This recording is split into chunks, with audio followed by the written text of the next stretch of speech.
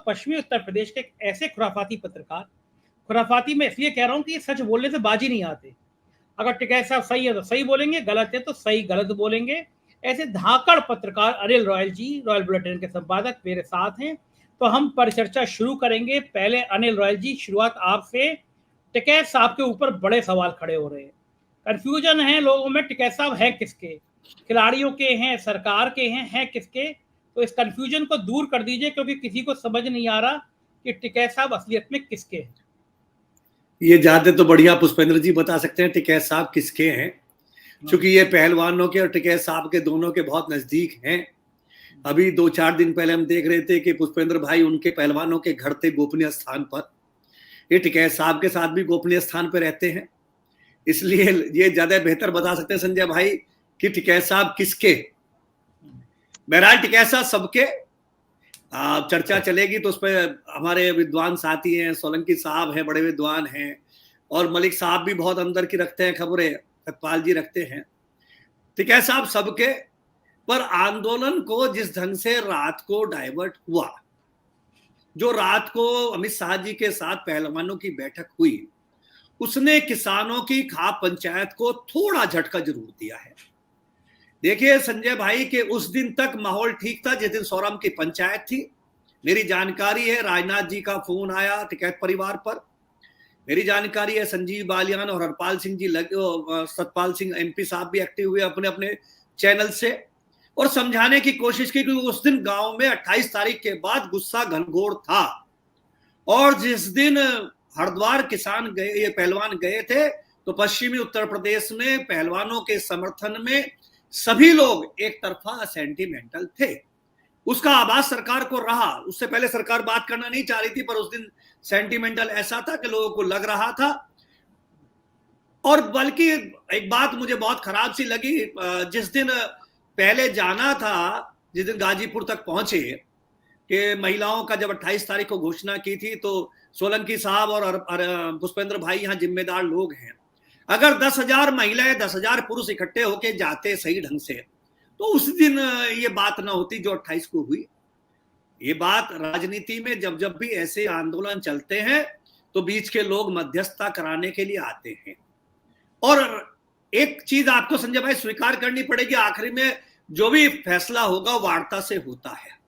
किसान आंदोलन करते हुए, खाप पंचायत करते हुए, किसान पहलवानों की बात, अगर पहलवानों की मांग मान ली जाती है तो उसके लिए भी वार्ता जरूरी है। पर वार्ता होने के बाद किसी के मान सम्मान को ठेस पहुंचे, ये गलत चीज है। पहलवान आज ऐसे दोहराए पर खड़े हैं, और पहलवानों के साथ साथ खाप पंचायतें भी ऐसे दोहराए पे खड़ी हैं कि बजरंग जी वहां गए, बाद में गए। आपने किससे पूछ के 15 तारीख का यह समय दे दिया? अगर राकेश जी लेके गए हैं या कोई और लेके गए हैं, ये बात खाप पंचायतों को पहले, खाप पंचायत हमारे बहुत सम्मान की चीज है। ये पगड़ी जो धारण किए हुए हैं सोलंकी साहब, ये बहुत सम्मान की चीज है। सिख और खाप के से जुड़े हुए लोग इस पगड़ी के लिए सर्वस्व न्योछावर करने वाली स्थिति रहती है। इनके साथ अगर कोई बात करनी थी अमित शाह जी से, तो जरूरी था कि पहलवान या जो भी इसमें मध्यस्थ थे उनको खाप चौधरियों से पहले चर्चा करनी चाहिए थी। उसके बाद रात्रि की बैठक होनी चाहिए थी। वो एक जो झटका लगा है, वो झटका ऐसा लगा है, उसी से सभी लोग जो इस आंदोलन का नैतिक समर्थन संजय भाई कर रहे थे उनको खराब लगा, और इसीलिए वो आंदोलन जो है बीच में अटका हुआ। और सरकार तो देखिए डिवीजन करके डिवाइड एंड रूल की पॉलिसी करती है, तो सरकार को लगा कि वो मोमेंटम जो बना था 28 तारीख के बाद, हरिद्वार के बाद, वो थोड़ा डाउन हुआ, दिक्कत हुई। और सरकार ये चाहती है 15 तारीख का तक समय है कि पीक टल जाएगा। आज फिर दोबारा लग रहा है कि साहब ब्रजभूषण की गिरफ्तारी नहीं होगी, तो अभी बजरंग पूनिया का कोई बयान आ रहा था कि हम 15 के बाद आंदोलन करेंगे। पर एक बार मोमेंटम टूटने के बाद दोबारा आंदोलन करना बहुत आसान नहीं होता है। इसलिए ये खाप चौधरी यहाँ बैठे, जिम्मेदार किसान नेता बैठे हैं। बहरहाल उस दिन के आंदोलन को थोड़ा सा झटका जरूर लगा है। अमित शाह जी से मुलाकात हमारे पूनिया साहब की या जिन पहलवानों की हुई है, वो शायद खाप चौधरियों को पूरी तरह विश्वास में लिए बगैर हुई है। उसमें कौन जिम्मेदार था, ये तो ये लोग पुष्पेंद्र ज्यादा बेहतर बता सकते हैं, चूंकि ये उसके बीच के कोऑर्डिनेटर हैं, पूरे खाप के और पहलवानों के बीच के, ये बेहतर बता सकते हैं। संजय जी, आप इस क्षेत्र की राजनीति की कड़कड़ जानते हैं। मलिक साहब मुझ पे आरोप लगा रहे थे, लेकिन हकीकत आप भी जानते हैं, मैं भी जानता हूं, लेकिन आपके मुंह से सुनेंगे तो ज्यादा अच्छा लगेगा। सिर्फ टिकैत साहब की भूमिका ईमानदारी से बता दीजिए, गेम है क्या ये? आज एबीपी पे मैं समझ गया, जब उनका 1 घंटे का इंटरव्यू चल रहा था, क्योंकि सवाल खड़े हो गए सोशल मीडिया में, हरपाल जी के सवाल बहुत बुरी तरह से फाइल हो गए। मेरे बाद कई और चैनलों में, जब सबसे पहले हरपाल सिंह जी का मैंने किया इंटरव्यू, उसके बाद तमाम चैनलों पे, सोशल मीडिया के चैनलों पे हरपाल जी का इंटरव्यू चला, जिसमें उन्होंने सवाल खड़े किए टिकैत साहब पे।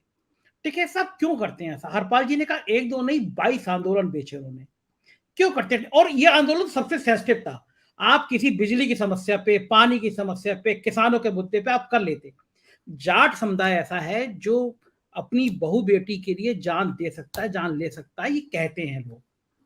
तो ये आंदोलन पहली बार घर की बहू बेटियों के लिए खड़ा हुआ था। ये कभी ऐसा मेरे संज्ञान में नहीं है कि जाट समुदाय कभी भी ऐसा अपने परिवार की बेटियों के लिए खड़ा हुआ हो इस तरह। तो पहली बार बात हुई, तो टिकैत साहब क्या गच्चा खा गए इस आंदोलन को? उनकी संवेदनशीलता नजर नहीं आई। अगर ले भी गए थे अमित शाह जी के यहाँ, तो साहब को बताना नहीं चाहिए था कि हम बात करने जा रहे हैं? क्या आपको लगता है ये बहुत बड़ी चूक कर टिकैत साहब? संजय जी, टिकैत साहब की इसमें केवल गलती अगर है तो वो ये है कि उन्हें सारी बात खाप चौधरियों के साथ साझा कर लेनी चाहिए थी कि हमारे पास ये आया है। सोरम की पंचायत के दिन ये आ गए थे संदेश, तो टिकैत साहब की जिम्मेदारी थी कि सभी चौधरियों को, समाज को बताते कि ये आया है। कोई भी समाज में ये ना कहता कि आप वार्ता ना करें, वार्ता करें, क्योंकि वार्ता से ही हल निकले। और अभी पहलवान ये नहीं कह रहे कि उनको कोई पद्मश्री चाहिए, वो कह रहे हैं कि साहब पॉस्को एक्ट में, जो अभी 3 दिन पहले बयान बदले गए हैं, पॉस्को एक्ट में प्राविधान है, इस देश का कानून कहता, बाबा अंबेडकर का संविधान कहता है कि पॉस्को के बाद पुलिस तत्काल कार्रवाई करे, आरोपी को सिद्ध करना है कि वो निर्दोष है। ब्रजभूषण जी के लिए अब तो पॉक्सो हटी गया, नाबालिग ने बयान दे दिया अब तो। नहीं संजय भाई, इसमें भी कानून की बात है, मजिस्ट्रेट के हाथ में है। 161 के पुलिस के सामने बयान हुए जिसमें लड़की ने पॉक्सो की पुष्टि की। 164 में मजिस्ट्रेट के सामने पॉस्को की पुष्टि की। आंदोलन चलने के बाद लड़की अगर पॉस्को से इनकार कर रही है तो ये न्यायालय की मर्जी है कि उसको स्वीकार करे कि नहीं करे। आपका थॉट? अनिल जी, किसी भी पत्रकार को कहना नहीं चाहिए, लेकिन मैं माफी चाहते हुए कहूंगा कि आपने कहा कि ये मजिस्ट्रेट के हाथ में, और मैं और आप दोनों जानते हैं कि मजिस्ट्रेट किसके हाथ में है। वो देखिए संजय भाई, लेकिन न्याय पर ही भरोसा है जो थोड़ा बहुत है। अगर न्याय ना होता, देश का सर्वोच्च न्यायालय ना होता, तो एफआईआर भी दर्ज नहीं हो रही थी। आप इसी मामले में आप देखिए कि यदि पहलवानों को सुप्रीम कोर्ट न जाते तो एक एफआईआर के लिए, जबकि देश का संविधान ये कहता है कि एफआईआर दर्ज कीजिए, पुलिस का विवेक है, जांच करे, सही है कार्रवाई करे, नहीं है तो एक्सपंज कर दे। पर एफआईआर के लिए बार बार चिल्ला के कहा जाता है देश भर में कि कानून का राज है, थाने में आम आदमी की सुनवाई होगी, उनकी शिकायत दर्ज होगी। देश के नामी गिरामी पहलवान जाते हैं, उनकी कोई सुनवाई नहीं होती, देश की सर्वोच्च न्यायालय इंटरवीन करते हैं, तब एफआईआर दर्ज होती है। मेरा कहना संजय भाई ये है कि इस पूरे प्रकरण में निश्चित रूप से टिकैत साहब को, सभी खाप चौधरियों को बताना चाहिए था। जहां तक बहु बेटियों की सवाल है, आप मुजफ्फरनगर का 2013 का दंगा आप जानते हैं, बेटी के सम्मान के लिए ही हुआ है। और अभी एक पुष्पेंद्र भाई और पहले वक्ता कह रहे थे, केपी भाई भी कह रहे थे, जिस दिन 31 अगस्त 2013 को मुजफ्फरनगर के नंगला मंदोड़ गांव में हिंदू महापंचायत हुई थी, 7 सितंबर को दूसरी महापंचायत हुई थी, 7 सितंबर को हिंसा हुई। संजय जी, तो मेरे यहां शाम को काफी लोग इकट्ठे थे, पुलिस के लोग भी शामिल थे, चूंकि कर्फ्यू लग गया था, स्टाफ को बुलाना था, तो पुलिस की सिक्योरिटी में आ रहा था स्टाफ। तो उस समय सारे हिंदू समाज में रुद्र की स्थिति थी, सब दुखी थे, परेशान थे। और 8 तारीख की सुबह गठवाले खाप के गांव गांव में मुस्लिमों की हत्या की गई। तो उस दिन यही जाट जो किसान आंदोलन के समय खालिस्तानी समर्थक थे, राष्ट्र विरोधी थे, ये सबसे बड़े हिंदुओं के जिम्मेदार प्रहरी थे, उस समय हिंदुत्व के सरदार थे। लेकिन 11 तारीख को एक बयान आया कि ये झगड़ा हिंदू मुसलमान का नहीं, जाट और मुसलमान का है, तो मैं सार्वजनिक मंच पे कहना चाहता हूं, किसी एक व्यक्ति ने, चाहे वो भाजपा से जुड़ा हो चाहे संघ से जुड़ा हो, उस दिन ये नहीं कहा था कि नहीं साहब ये जाट नहीं ये हिंदू हैं। अब ये जब भी आंदोलन चलता है, चाहे किसान आंदोलन की बात हो चाहे वर्तमान आंदोलन की बात हो, कि जाट और हिंदू को अलग किया जाता है। अभी पश्चिमी उत्तर प्रदेश में दुर्भाग्य की स्थिति संजय भाई ये है, मीर बहुत जी को लेकर ठाकुर और गुजर समाज आमने सामने। ये हिंदू नहीं है। अगर ठाकुर साहब नाराज हैं तो वो ठाकुर हैं, गुजर नाराज है तो वो गुजर है। अरे ये हिंदू नहीं है क्या?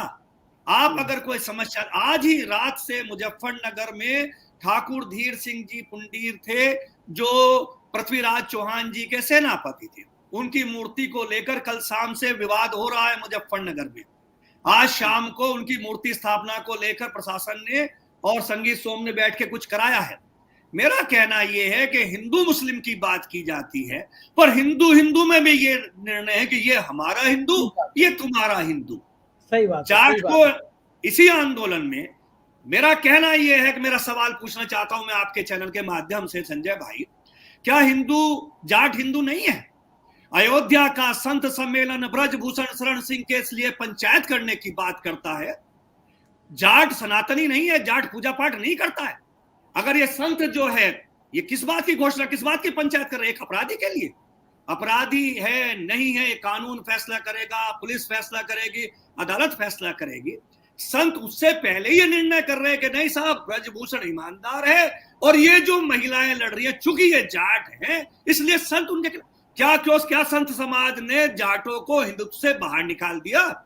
क्या भाजपा की डिक्शनरी में, भाजपा की डायरेक्टरी में जाट हिंदू नहीं है?